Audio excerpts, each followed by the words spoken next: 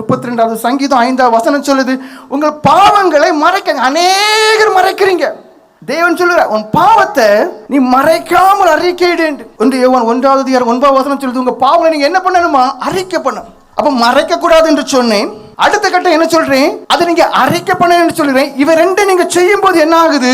சுத்திகரிப்பு உண்டாகுது. இதை எதோடு கூட பண்ண வேண்டும்? 51வது சங்கீதம் 17வது வசனம் சொல்லுது, நொறுங்குண்ட இருதயம், நறுங்குண்ட ஆவி. அப்படி அர்த்தம் என்ன? கண்ணீர்.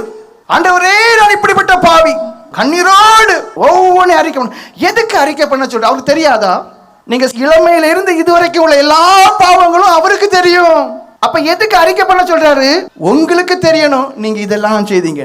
மிருகம் போல இவ்வளத்தையும் செய்துட்டு உணர்வில்லாதவனாக இருந்தேன். தாவீது ராஜா பெரிய பாவத்தை செய்தார். மனுஷன் 1 வருஷம் ஹாயாதான் இருந்தாரு. அரசவையில திடீர்னு தீர்க்கதரிசி நிற்கிறாரு. நீ தான் அந்த மனுஷன் சொல்லும் போதுதான் தெரியுது, ஓஹோ, அது வரைக்கும் விபச்சார பாவம் மாதிரி தெரியல, கொலை பாவம் மாதிரி தெரியல. இங்கதான் நீங்களும் இருக்கிறீங்க. எல்லா பாவமும் செய்றீங்க, ஆனா உணர்வு மட்டும் இல்ல. இப்ப என்ன சொல்ற? உங்களுக்கு உணர்வு வரணும். ஐயோ, நான் இவ்வளவு பாவம் செய்யறேன்னு சொல்லி உங்களை நீங்க அருவருக்கணும். அதுக்கு தான் சொல்றாரு, மறைக்காதையா உன் பாவத்தை எல்லாம் அறிக்கை பண்ணியா.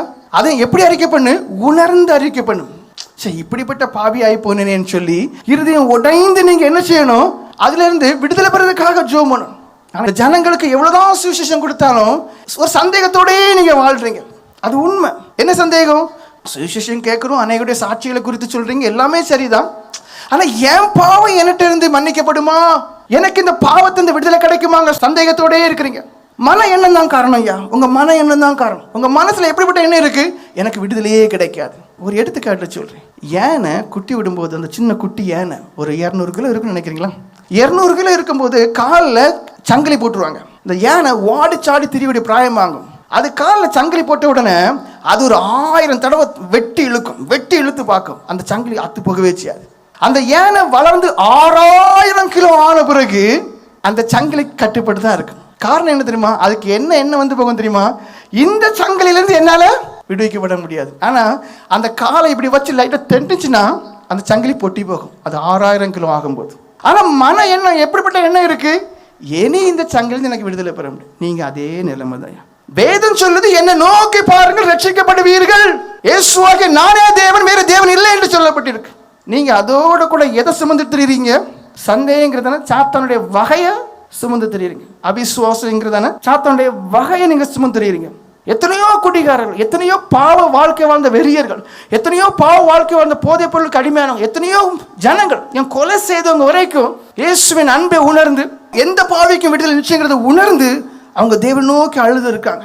விடுதலையை சொந்தமாக்கி கொண்டு அதுக்கு பிறகு எத்தனையோ பேர் தெரு ஊழியம் பண்ணியிருக்கிறார்கள், மற்ற ஊழியங்கள் பண்ணியிருக்கிறார்கள், சாட்சியா ஜீவித்திருக்கிறார்கள். இப்பொழுதும் அநேகமான ஜனங்கள் இருக்கிறாங்க. தேவன் எதை வாக்கு பண்ணியிருக்காரு தெரியுமா? எசேக்கியேல் 36:26 சொல்லப்பட்டிருக்கு, புது இருதயம்.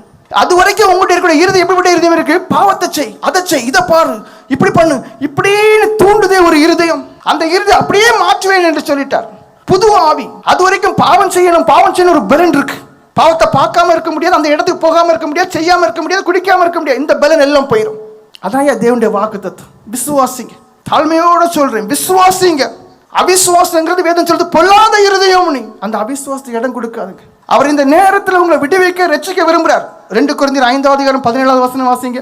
இப்படி இருக்க ஒருவன் கிறிஸ்துவுக்குள் இருந்தால் புது சிருஷ்டியா இருக்கிறான், பழையவைகள் ஒழிந்து போயின, எல்லாம் புதிதாயின. பாருங்க, உங்களை அப்படியே புது மனுஷனா மாற்றிடுவார். விசுவாசிங்க.